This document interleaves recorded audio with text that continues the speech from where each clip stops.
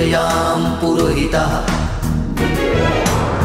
हम राष्ट्र आराधक भारतवर्ष को जागृत और जीवंत बनाएं। युग युगीन भारत के कालजयी महानायकों की तेजस्विता की गौरव गाथा।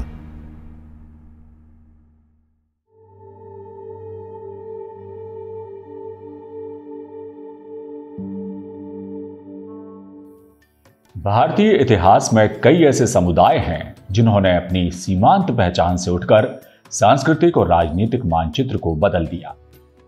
आज की कहानी है आंध्र जनजाति की, एक ऐसी यात्रा जो जंगलों की गोद से शुरू होकर दक्कन के सबसे प्रभावशाली साम्राज्य के निर्माण तक पहुंचती है।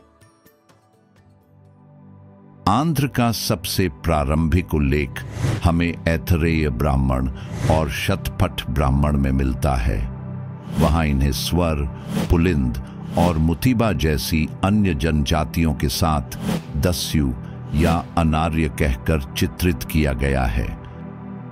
इतिहासकार विंसेंट स्मिथ का मानना है कि आंध्र एक द्रविड़ भाषी समुदाय था जो गोदावरी और कृष्णा घाटियों में बसने वाले आधुनिक तेलुगु भाषी लोगों के पूर्वज हैं।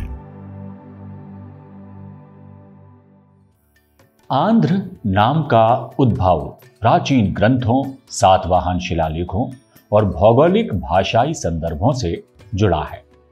यह नाम इस क्षेत्र की जनजातियों, उनकी सांस्कृतिक पहचान और भौगोलिक विशेषताओं जैसे गोदावरी, कृष्णा नदियों का क्षेत्र को दर्शाता है। हालांकि आंध्र शब्द का सटीक व्युत्पत्तिगत अर्थ अस्पष्ट है। इसके बावजूद भी ये इस क्षेत्र और इसके लोगों की प्राचीन ऐतिहासिक और सांस्कृतिक विरासत का प्रतीक है। आंध्र जनजाति के नामकरण को लेकर अनेक धारणाएं हैं। कुछ इसे भौगोलिक कारणों से, कुछ विद्वान इसे सांस्कृतिक व भाषाई कारणों से जोड़ते हैं। ऐसा माना जाता है कि आंध्र जनजाति का नाम आंध्र संस्कृत शब्द से लिया गया है, जिसका उल्लेख प्राचीन भारतीय ग्रंथों में मिलता है। इसका नामकरण संभवतः इस क्षेत्र के भौगोलिक, सांस्कृतिक और ऐतिहासिक संदर्भों से जुड़ा है।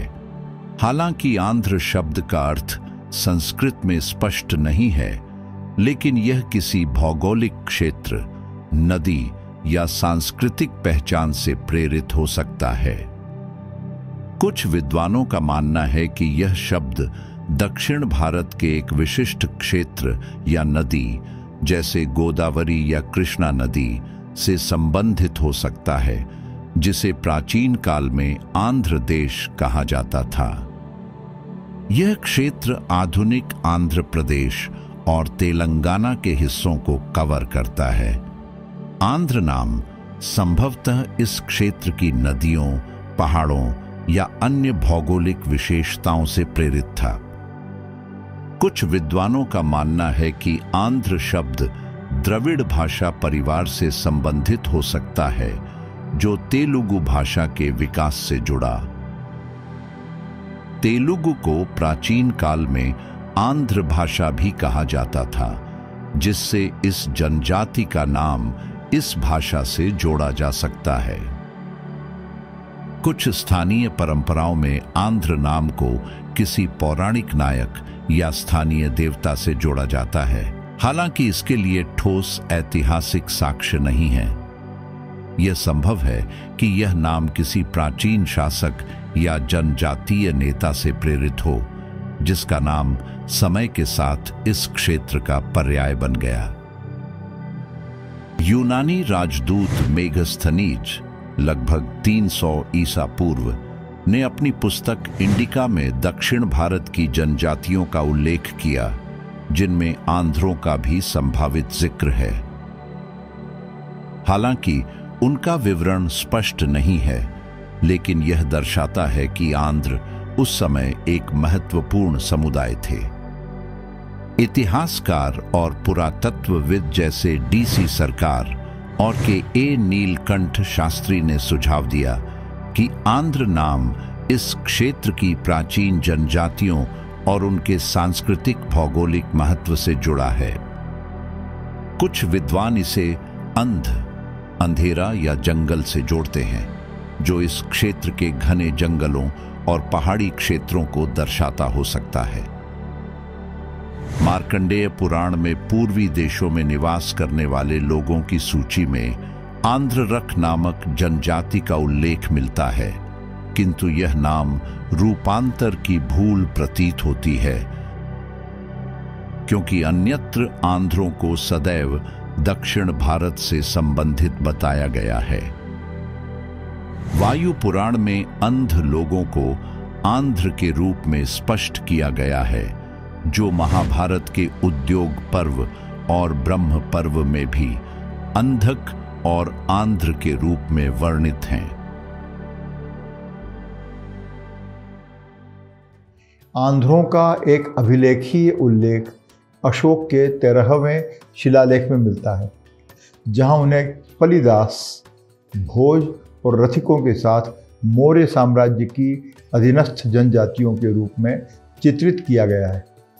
रोमन इतिहासकार प्लिनी ने भी अंडारे नामक लोगों का उल्लेख किया है, जिनके पास दीवारों से सुरक्षित 30 नगर और विशाल सैन्य शक्ति भी रही थी, जिसमें 1 लाख पैदल, 2000 अश्वारोही और 1000 हाथी भी सम्मिलित थे। इस समुदाय की भौगोलिक यात्रा भी उतनी ही रोचक है। विंध्य पर्वत श्रेणियों के जंगलों से निकलकर ये जनजाति धीरे धीरे पूर्व की ओर बढ़ती है और गोदावरी कृष्णा डेल्टा में बस जाती है। यहाँ की उपजाऊ भूमि, नदियों का संगम और व्यापारिक मार्ग इनकी आर्थिक उन्नति के केंद्र बनते हैं। महाभारत में आंध्रों को युद्ध में सहयोगी समुदाय के रूप में गिना गया है। कौरवों की ओर से आंध्र योद्धाओं का युद्ध में भाग लेना यह दर्शाता है कि वे संगठित, युद्ध कुशल और अपने समय के प्रमुख गणों में शामिल थे। रामायण में इन्हें गोदावरी क्षेत्र का निवासी कहा गया है। पौराणिक ग्रंथ जैसे वायु पुराण, विष्णु पुराण और मत्स्य पुराण में आंध्रों को दक्षिण के द्रविड़, पुलिंद, शबर, चोल, पांड्य और केरल जनों के साथ रखा गया है, जिससे उनकी विशिष्ट पहचान स्पष्ट होती है। इतिहासकार मानते हैं कि आंध्रों ने धीरे धीरे अपने क्षेत्र को संगठित किया और राजनीतिक रूप से सशक्त होते गए। इस विकास का चरम हमें सातवाहन वंश के रूप में दिखाई देता है, जिसे पौराणिक ग्रंथों में आंध्र भृत्य कहा गया है। सातवाहनों को पौराणिक रूप से आंध्र ब्राह्मण भी कहा गया है, यद्यपि उनके सामाजिक मूल को लेकर विद्वानों में मतभेद हैं। कुछ उन्हें क्षत्रिय मानते हैं, जबकि अन्य विद्वान उन्हें एक शक्तिशाली जनजातीय समुदाय का नेतृत्वकर्ता मानते हैं, जो कालांतर में राज्य सत्ता में परिवर्तित हो गया। सातवाहन साम्राज्य की राजधानी प्रारंभ में पैठण, महाराष्ट्र थी और बाद में अमरावती तथा नागार्जुन कोंडा के आसपास केंद्रित हो गई। इनके सबसे प्रसिद्ध शासक गौतमी पुत्र शातकर्णी थे, जिन्हें आंध्रों की वीर परंपरा का प्रतीक माना जाता है। नासिक अभिलेख में उल्लेख मिलता है कि उन्होंने शक, यवन और पल्लवों को हराकर दक्षिणापट में क्षत्र धर्म की पुनः स्थापना की। गौतमी पुत्र स्वयं को क्षत्र पालक और आंध्र जाति का पोषक कहते थे। गौतमी पुत्र शातकर्णी ने ही पश्चिमी क्षत्रपों को पराजित किया और त्रयी यानी ब्राह्मण, क्षत्रिय और शूद्र वर्णों की रक्षा का दावा करते हुए स्वयं को एक ब्राह्मण क्षत्रिय के रूप में प्रस्तुत किया। यह उस समय की सांस्कृतिक सम्मिश्रण प्रक्रिया का संकेत है, जहां एक प्राचीन जनजाति ब्राह्मणिक परंपराओं को आत्मसात कर रही थी और वैदिक धर्म को अपने राज्य की वैधता का आधार बना रही थी। सातवाहन साम्राज्य केवल राजनीतिक शक्ति ही नहीं बल्कि सांस्कृतिक पुनर्जागरण का केंद्र भी था। यहां प्राकृत भाषा और ब्राह्मी लिपि का प्रयोग हुआ जो बाद में तेलुगु भाषा के विकास की नींव बनी। अमरावती और नागार्जुन कोंडा की मूर्तिकला ने भारत की सर्वश्रेष्ठ बौद्ध कला को जन्म दिया। आंध्रों की सामाजिक आर्थिक संरचना एक विकसित और संगठित समाज की छवि प्रस्तुत करती है। कृषि इनकी अर्थव्यवस्था का आधार थी, परंतु समुद्री व्यापार में भी इनकी महत्वपूर्ण भूमिका थी। सातवाहनों के शिलालेखों में प्राकृत भाषा का प्रयोग और ब्राह्मी लिपि का उपयोग हुआ, जिससे यह ज्ञात होता है कि आंध्रों ने भाषा, लिपि और धर्म के क्षेत्र में भी स्वयं को सशक्त किया। अमरावती और नागार्जुन कोंडा की मूर्तिकला से यह भी ज्ञात होता है कि आंध्र जन समूह बौद्ध धर्म के प्रचार में अग्रणी रहा। उन्होंने बौद्ध विहारों, स्तूपों और शिक्षा केंद्रों का निर्माण कराया, जिनमें से कई आज भी पुरातात्विक महत्व के हैं।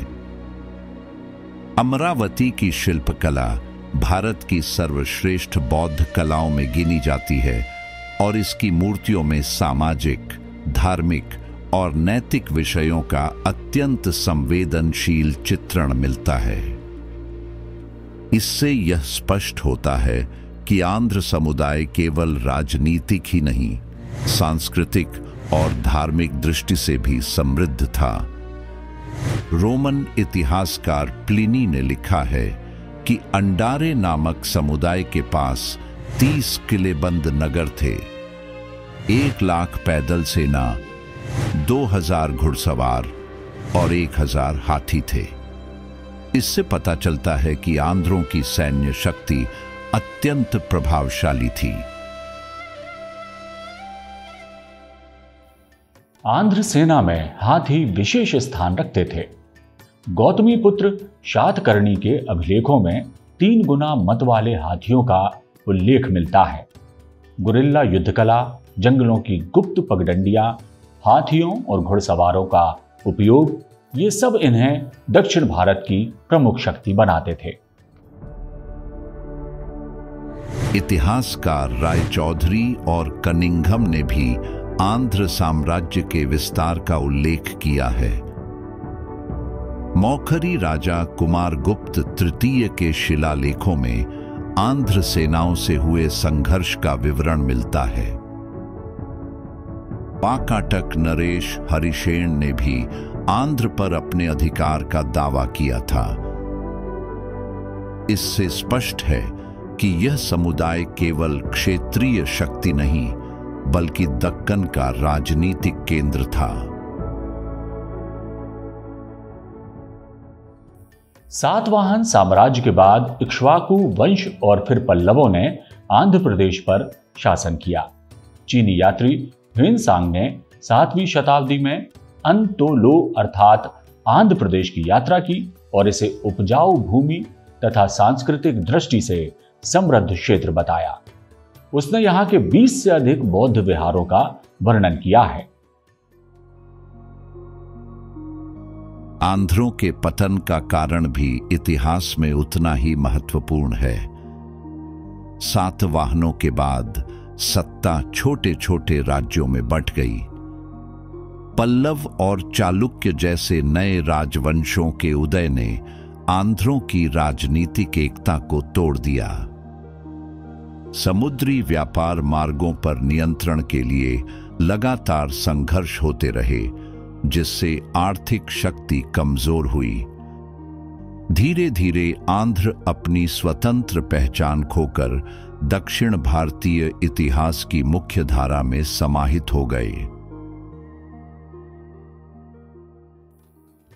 फिर भी उनकी भाषिक और सांस्कृतिक विरासत आज भी जीवित है।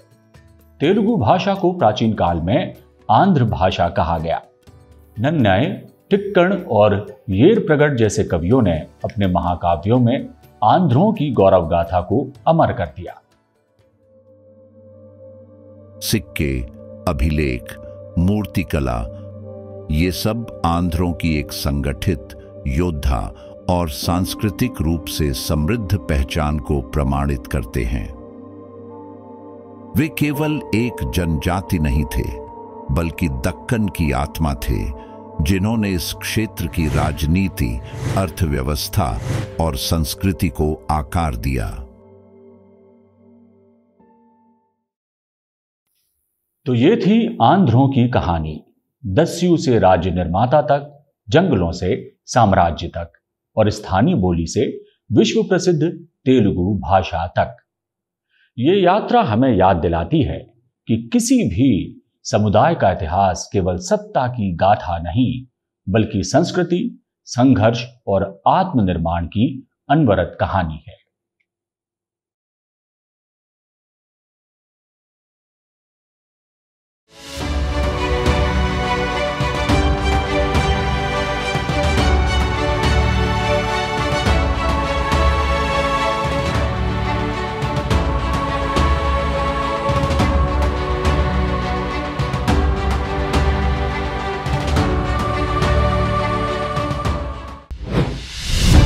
वे शूरवीर हैं, वे कर्मवीर हैं, वे निपुण योद्धा हैं, वे भारत का कुल हैं, वे भारतवंशी हैं जिन्हें लोक समाज ने भुला दिया है। ऐसे ही विस्मृत युग युगीन भारतवंशियों की खोज और पुनरान्वेषण से वैश्विक समुदाय का सुपरिचय करेंगे। वीर भारत न्यास के YouTube चैनल वीर भारत में।